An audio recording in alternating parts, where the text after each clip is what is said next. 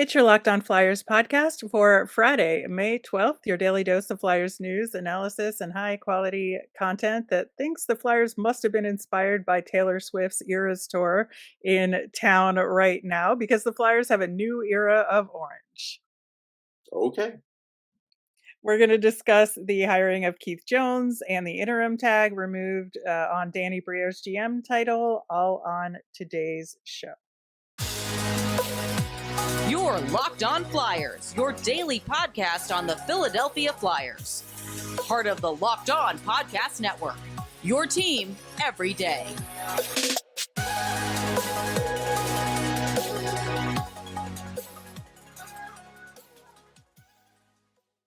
Hey there. Thanks for making Locked On Flyers your first listen every day. I am Rachel Donner. You can find me on Twitter at rmiriam. I'm here every day with Russ Cohen, who's on Twitter at Sportsology. You can subscribe or follow the show for free on YouTube. We're now on the SiriusXM app, anywhere you listen to podcasts to get the latest episode as soon as it's available here on the Locked On Podcast Network, your team every day. Well, Russ, it's official. The Flyers have hired Keith Jones as president of hockey operations, and Danny Briere gets that interim tag removed as GM. He's the guy.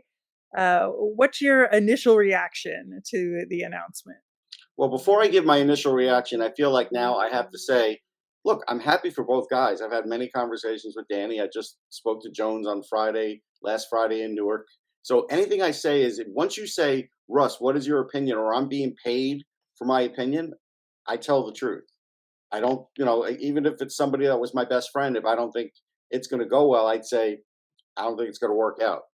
So my fair assessment is after looking at it, after looking around the league, it's the least experienced front office in the league. Working from that forward, if this were my business, I would at least want somebody in that front office that has experienced a turnaround and helped a team that was kind of like on the downside get to the upside again. They don't really have that. Dean Lombardi is limited in what he can do, obviously. So I'm not going to count Dean. Dean's a nice voice to have around. Don't get me wrong. But I'm not going to count Dean in that because he's not in that function. So based on this, with all the newness of the front office, hey, I mean, it's a hope. I still don't have a really good idea of what the roadmap is. I don't have any real indication of this rebuild yet and how much they're going to really dig into it. Dan Hilferty's note said, hey, it's going to take a while and we're going to do it the right way, but right way is very vague. Everything's been very vague. So the only thing we know is that it won't be a fire sale this summer. Okay. But beyond that, I don't have a good sense of anything. So it's hard for me to tell you I have great confidence in this. Well, I think part of that will get clarified at today's press conference, which we will talk about on Monday's show for sure. And we'll cover that and live tweet it as it's happening. But I think that, just from, who they hired alone, I think that your concern is pretty valid. To me, there's the lack of experience of everybody involved. And, Dan Hilferty has tremendous business experience, No doubt. but not in hockey. I Keith do want Jones. to point this out. I want you to point out what your business experience is too, because I don't think the listeners know. Well, I mean, I can get into that a little bit, but I just do want to summarize Hmm? what we're talking about here. So Dan Hilferty has tremendous business experience. You could tell by the language in the press release, very corporate speak Yes. out there. And I can tell somebody who's familiar with that kind of language wrote it. But with Keith Jones, tremendous hockey experience, and he's used to having to think on the fly, calling games. He's very personable, Mhm. right? He seems to get along with pretty much everybody, Mhm. and has, obviously in-depth knowledge of the history and the issues going on with the Flyers currently. Danny Briere, again, has been working over the last several years to build up executive skills, wanted to be GM of a team from the time he retired, and has taken the steps to do so. So from a a preparedness standpoint, I think the intent is there because I don't think Keith Jones would have applied for this job if he didn't want it or it wouldn't he didn't think he could do a good job at it, leaving a successful No, I broadcast don't. I don't think career like that's that. true. But But sometimes what you don't know is what you don't know until you're knee deep in it.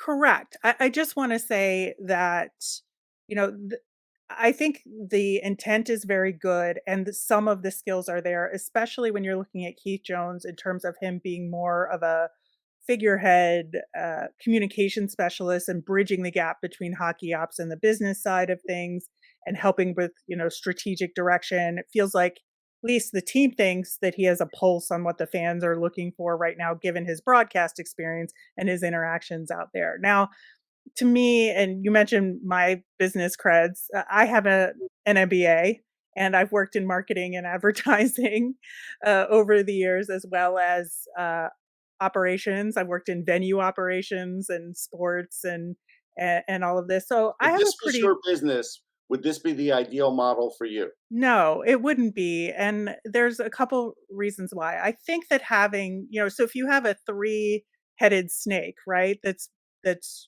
building the direction for the team. I think if you have one of those 3 outside the box, that's what you're looking for here.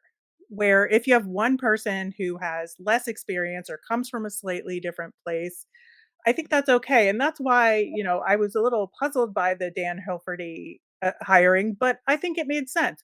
Really strong business experience, knows hockey from an outside perspective, but enough to really guide it from a CEO level, Okay, right? Or you could make that argument, right. right? That's But fine. only if the people you have running the team on a day-to-day level have that stronger experience that you can fall back on. And even if you look at the president versus the GM, like I don't have a problem necessarily with Danny Briere as the GM other than the lack of, years of experience and maybe relationship building with the other GMs that could hurt in negotiations moving forward. But then I think you really need somebody who's going to be able to translate business speak like Dan Hilferty is going to and understand operations management and goals and personnel management and all of that kind of stuff that Keith Jones clearly does not have experience in, with the hockey knowledge and bridge that gap. And is he a guy that can bridge that gap? I don't know. And I don't want to make a judgment No, because I nobody don't knows that answer. Nobody. yeah, and I don't think it would be fair to say that. I just think it's important to bring up those questions, and hopefully he will be asked similar questions at the presser today to be like, what's your business experience? What's your understanding of business structures, of personnel management? How do you deal, with employees? All of these like basic things that I would ask in a job interview as like an operations director, which I Mhm. have been.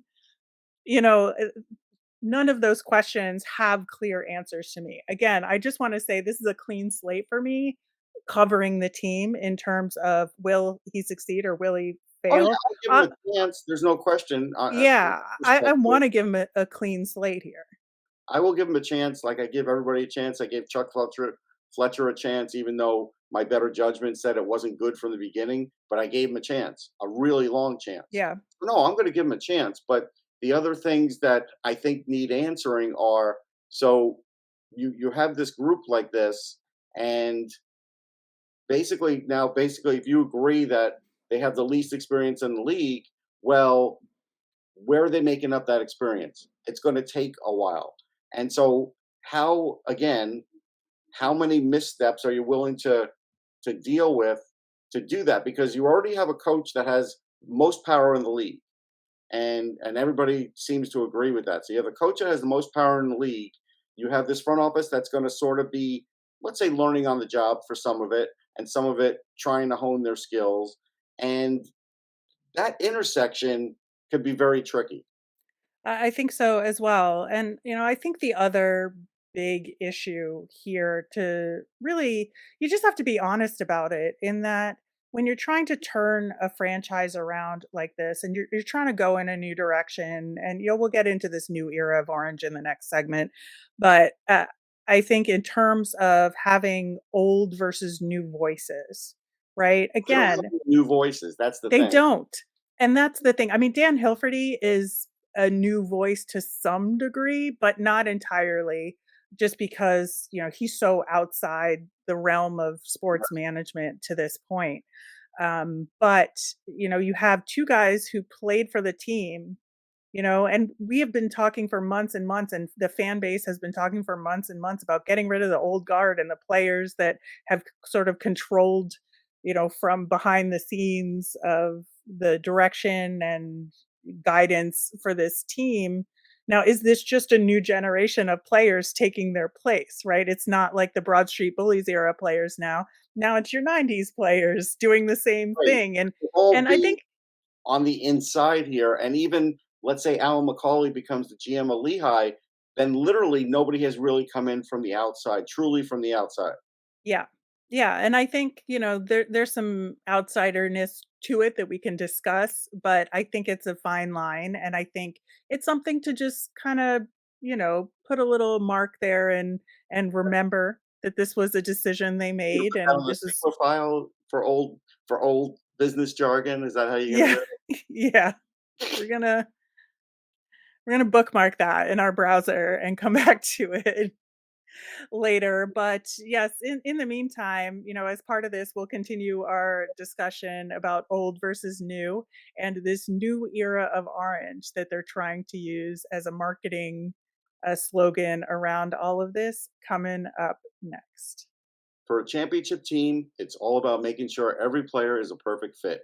It's the same when it comes to your vehicle. Every part needs to fit just right.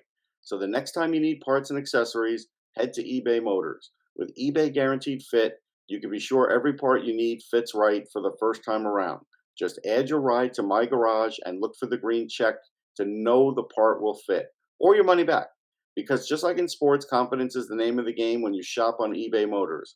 And with over 122 million parts to choose from, you'll be back in the game in no time. After all, it's easy to bring home a win when the right parts are guaranteed. Get the parts right, the right fit, and the right prices on ebaymotors.com. Let's ride. eBay Guaranteed Fit, only available to U.S. customers, eligible items only, exclusions apply. You can follow Locked On Flyers on Twitter at Locked On Flyers. We're over on Instagram at the same handle. You'll keep up to date on all of the Flyers news and our episodes. And if you want to send us mailbag questions, which we will have a mailbag next week, I'm sure y'all have lots of questions about this new management. You can also email us at lockedonflyers@gmail or comment over on YouTube.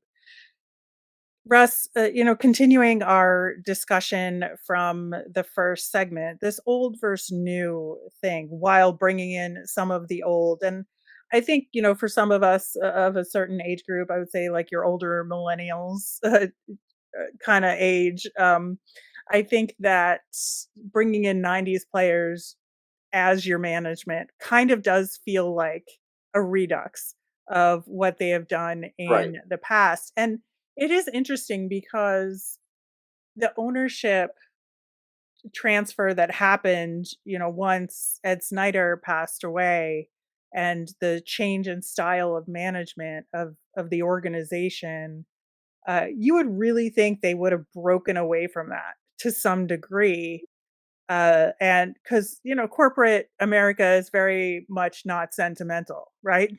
and it should. and generally doesn't care about these things, and yet like these older guys have stuck around and had some influence on the team, and now you have 90 players doing the same. So like, what's your take on that? My take on it is, at least for for the remainder of what was this season with Danny as an interim GM, the old guard was still around. So I don't know that they're not going to be there anymore. And I know they had a certain amount of influence. It was written about, talked about. So we know. I see him in the building. I see sometimes notepads. So we see stuff. And so basically, I don't know if that's changing, right? So right now, I'll just say I'll wait to see what happens with that. We'll know pretty early on. As far as just it being sort of like a reboot, yeah, in a way it feels that way. Like if it's a sitcom that you've seen before, and they, I don't know, like as an example, like the the guest star was on the original series, then the guest star kind of goes where the show is going to go like in a new direction. They bring in new people. That happens on TV all the time. So I kind of look at this and Is say, this the Flyers 7 of 9 era yeah, on Voyager? yeah. And I'm not even a Voyager guy, but I know what you mean. And yeah, I feel like it is that. So right now, I think there's a lot of fun action words and there's a vibe, and you could talk about Torts' standard, but it's all disjointed stuff to me. There's nothing cohesive here yet. There's nothing where I say, okay, I see a roadmap. I see the actual plan. I see how you're doing your rebuild. I don't think any of these things have been decided yet, Rachel. And it's nice to talk about it, but right now it's like they're behind in all of this. Yeah, I think, I go back and forth on that because I do think they are behind on this because, again, with the timing of this hire and who it is in terms of the lack of experience, people are going to have to get up to speed on exactly how to do their jobs day to day and leading up to the draft, which we'll talk about in the next segment a little bit. There could be a little risk there. But that being said, I don't doubt that there's a possibility this management group could get things set up going in the right direction and they could have a clear They plan. could, And sure. maybe Danny Briere was sitting on some stuff because the interim tag was still there and didn't feel empowered to make certain moves until that happened. And I think that's perfectly reasonable and could very well be the case. Again, I do think we'll get more information, at least to some degree, at the press conference today. But I do think that there's an effort there, and they're trying something, and I think it's a big swing with this group. It's a big swing. But It's definitely a big swing. I think it's interesting. I think if I wasn't emotionally attached to this team, I could be more like, "Oh, this is like really interesting. I wonder how it's going to turn out." But I do have obviously I want this team to win, so I think Right. there's that I part of find it it too. But interesting, no doubt about it. And I know people on the outside definitely find it interesting. No doubt about that. Can't argue that. yeah, and I want to talk a little bit about this new era of Orange Yeah. that they posted slightly before the official announcement of the hire, which I think, you know, maybe they could have done a better job of linking it to the hire a little bit better or announcing it after or having the new management announce it. I thought the timing was a little off and weird.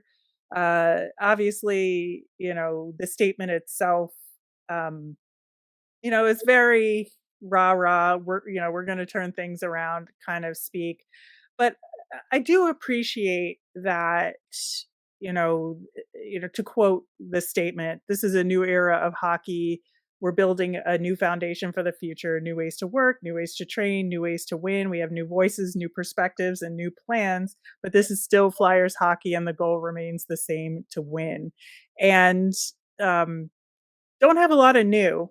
Some new in different ways, but not necessarily new people to the Flyers uh and they say new plans. Hopefully we'll hear about those plans and maybe this is a kickoff of presenting those plans. I do appreciate this attempt to make a wholesale change in the organization and really try and set this benchmark as a reset. It's like, okay, today is day 1. Whatever happened before we got to put aside and today is day 1 and this is what the future is going to be. Well, that's what they're hoping fans will buy.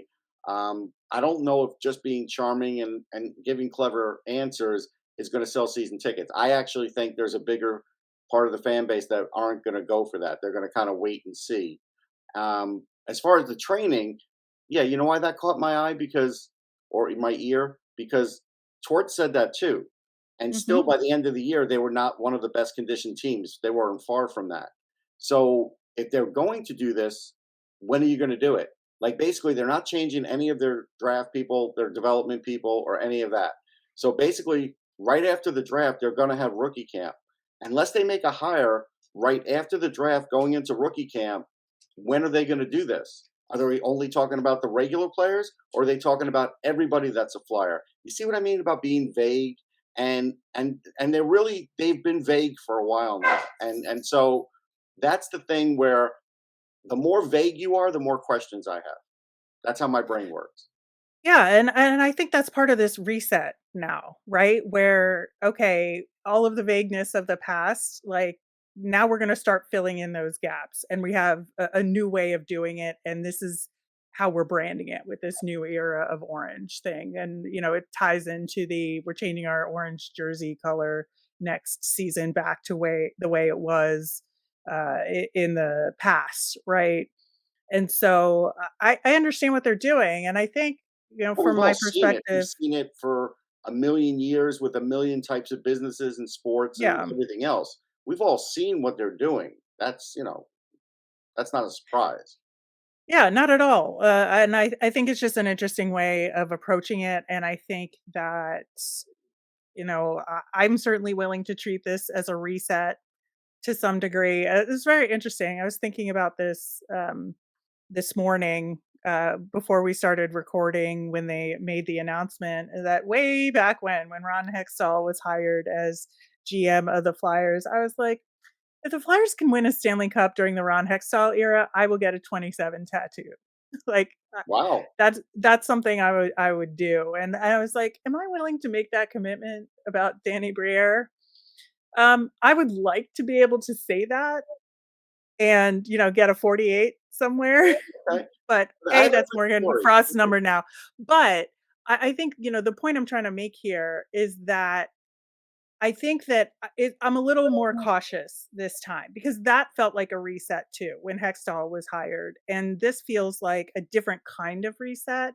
And so I'm a little more cautious, but I'm still optimistic. Okay, So so I'm not going to make that commitment. here's a quick story. So in the Hextall era, right after the draft, there's rookie camp. I'm in there an hour before everybody, and I see that they have a new training, and I'm starting to take pictures and put notes up. And I saw the Flyers kind of looking at me, and the next day, all of that was gone. A lot of that training is still being used. So when Hextall installed that, it's still being used. That was new. Unless you're going to start planning that right now and buy that new equipment right now, you're not going to be able to install that by rookie camp. You're just not going to be able to. Logistics are going to be too hard. You might have a new coach show a new way on the ice, sure, but they actually brought in new equipment, new ways to measure things, new ways. I saw all that, and then I saw them hide all that. So I don't even know if they have enough time to do that now.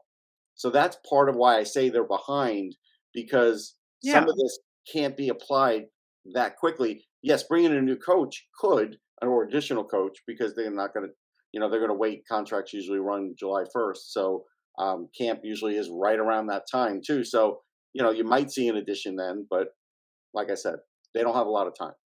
Well, that's why, again, I'm looking forward to hearing what they have to say at today's presser, which we'll talk about on Monday. Coming up next, we are going to dig in a little bit to how we think this could affect the draft and free agency, and talk a little bit more about our draft coverage that we kicked off on yesterday's show. So, Russ, as far as the draft and free agency, which, aside from all the training and filling out personnel that we just mentioned, these are the two big things coming up for the Flyers. And how do you think Keith Jones could affect what Danny Briere is going to be planning on doing for the draft and free agency, even though they're saying it's kind of separate roles, that Keith Jones would be an advisor to Danny Briere, but Danny Briere has the reins for all of this. Yeah, for the draft, really nothing. If Keith's heard a few things, he's going to tell Danny, but he's had very little exposure to any of these players, and it's going to be hard in just a few weeks to get up to speed to the point where it's going to really matter at the draft table. So whatever he's heard, he'll tell him, and maybe that's a cursory thing to help. As far as free agency, sure. I mean, he's seen a lot of players around the league last few years. That's a plus. The only Hmm. problem is you could bring up this list of players and let John Tortorella look at them, and he might say, nope, nope, nope, nope, nope. Or worse, he goes, yeah, okay. And then he brings them in, and then he never plays them because just doesn't like the way he plays after the first couple games and doesn't play him anymore. We've seen that in the Mike Babcock era. We've seen that with other headstrong coaches, which certainly John is. So that's the other thing is may do all the right things and he still may get blocked by John. And I had this discussion. There's many times when a GM and a coach have to go toe to toe. And Danny Briere hasn't had to do that yet with John Tortorella, but there may be a day and we don't know how that's going to go. Yeah, I think so. I think it's going to be a real interesting dynamic between the three of them. And I think that I am looking forward to having Keith Jones's experience covering the entire league to be Yeah, that's helpful. valuable. I think that is extremely valuable, and I think, as an advisor to what Danny Briere is doing, that's perfect, right? Because it's just I can throw my 2 cents in and then let Danny do his thing in terms of potential signings in free agency, potential draft picks. Love that, actually. But I do think that there are some concerns with John Tortorella as the headstrong coach, as you say, in terms of playing guys and or not playing guys. Now, I think in the next year, some of these free agents that they are going to bring in are going to be fill-ins, right? As this Mhm. rebuild process happens. So I'm slightly less concerned because, if a third, fourth liner free agent 1 to 2 year contract signee doesn't get the ice time, is that gonna be a huge problem in the long run? No. I think it's really gonna be on the prospect side of things, and It's one of so the long-term contract guys too, because if he loses one of them, like let's say Sanheim just keeps failing in what he wants him to do and becomes a third pairing guy, and that's where he's effective as John, your cap's going to feel the ramifications of that. That is a factor too, besides the prospects. yeah, I think so. It's just less of a concern to me than how they handle the prospects, and this is where I think Danny can be a really strong influence if he wants to be, and I'm looking forward to that. Yeah, I mean that's the part I'll definitely wait and see on. Again, Risto is another good example. Still doesn't really have a defined role on this team, and he's going to be there for a lot of years. They've been trying to bring out some more offense in his game. Will that try and continue? I don't know. So again, I do look at the long term guys too, as well as the prospects. Yeah, I think there's a lot of questions, and hopefully we'll get some answers today and other answers in the coming weeks as we see if any other personnel is added or changed and all of that. So tune in. We'll be covering it as all of that unfolds. We will also be continuing our draft coverage that Mhm. we kicked off in proper for this year's draft season. Yesterday, we kind of did an intro to our draft coverage, talked about ranking versus mock drafts, and we did a deep dive into Edward Shala, who is a top prospect in this year's draft, who the Flyers could consider at 7. So stay tuned, and pinned to our Twitter profile is a link to our draft coverage spreadsheet where if you want to know what we had to say on particular prospects as we talk about them, we're logging it on the spreadsheet so you can see what show date we talked about them. I'll put a link to it in today's show notes as well. We are also doing a draft coverage YouTube contest, and as we hit the 100 mark for our YouTube subscription. So when we hit the 800 mark, the 900 mark, the 1,000 mark, we're going to do a Yeah, get giveaway. involved. These are good, Yeah. would be good prizes. So we're going to put like a question with the giveaway, and you answer the question with your post. We'll enter you in a random drawing for some really cool Flyers giveaways. We have some autographed items in the mix as well. So should be pretty fun. And we want to hear who you want to hear about. So let us know in the YouTube comments over there. And we may reprioritize our list a little bit to make sure we're getting to the draft prospects that you want to hear about. Wrapping up with our Flyers fun thing, Jim Jackson, who's been in the booth with Keith Jones for many, many years, is sad to be losing his broadcast partner, and I'm a little sad, to be honest, too. I think, regardless of what you think of how they broadcast the games, they do have tremendous chemistry, No and doubt. they're very they're just good buds, and you could tell there is a genuine friendship there, and so I'm gonna miss that combination in the broadcast booth, and so is Jim, and so he made a really heartfelt post about it, so, take a look. Really tugged at my heartstrings a little bit. Mine too. I felt sentimental at that. Yeah, so looking forward to seeing how the broadcast booth changes for the season as well. We'll talk about that when it happens. Everyday listeners, Monday on the show, we will be covering today's press conference and see what questions got answered, what new ones pop up. as well. It'll be Monday, so we'll have our nemesis of the week, which again, some good timing there with potential content around that. And as a reminder, we always want to hear from you. So send in those questions, those draft prospect requests via Twitter at Locked On Flyers. You can email us at lockedonflyers@gmail or comment over on YouTube. I'm Rachel. I'm on Twitter at rmiriam. That's RMIRIAM. I'm Russ. I'm at Sportsology, SPORTSOLOGY. Thanks again for listening and have a great weekend, everybody.